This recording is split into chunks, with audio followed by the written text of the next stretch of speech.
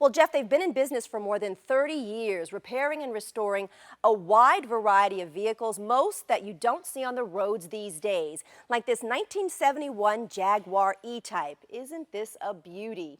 And now a second generation of Griffiths is finally taking the helm.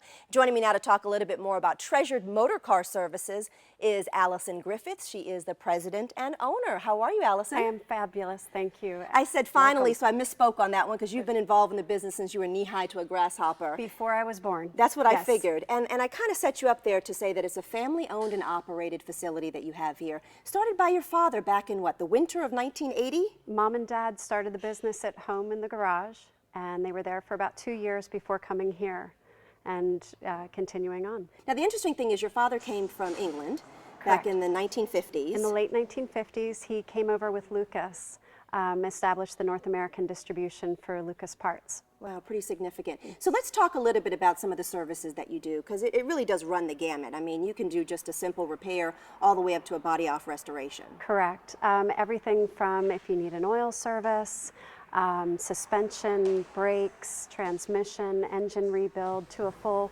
body-off, ground-up restoration, down to every last nut and bolt. Now, you won't see the more typical cars that we would see in a garage here, of course, right? Right.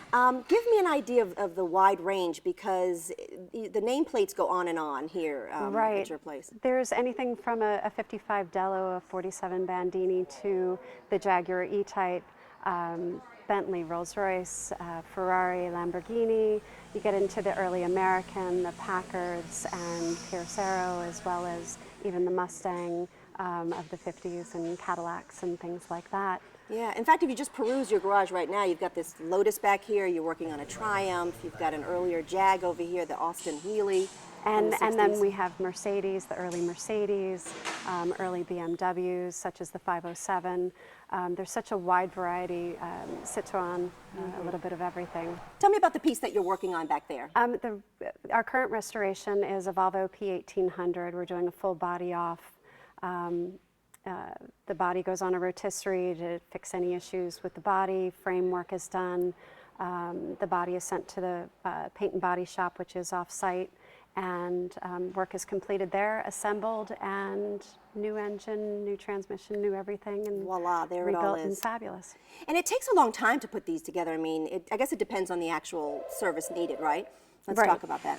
The restoration can take anywhere from a year to 2. If it's an extensive, extremely exotic, it can take up to 3 to 4 years. How do people find you? I was wondering about that, because these are not just all Maryland cars in here. No, our customers come from all over the United States.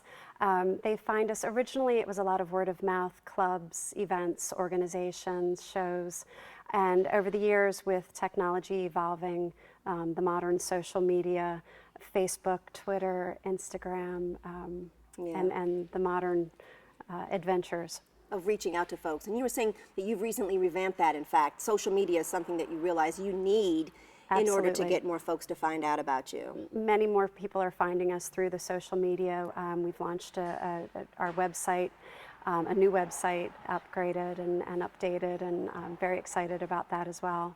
And all of this is possible because you have these highly trained technicians in here. Talk to me about the folks working on these cars, because they make it possible for you, right? Absolutely. I have phenomenal technicians. Some of them have been with me for almost 20 years. And there's a wide variety of knowledge, and they all work together in sharing that knowledge and wisdom. If a car comes in that we're not as familiar with, they all get together, work together. If there's a difficult problem, an oddity, they will work together to sort it out. And figure it all out. A lot of research, I'd imagine, goes into it too. Your background is marketing and law enforcement. Yes. How'd you end up being a gearhead, or shall I say, are you even one?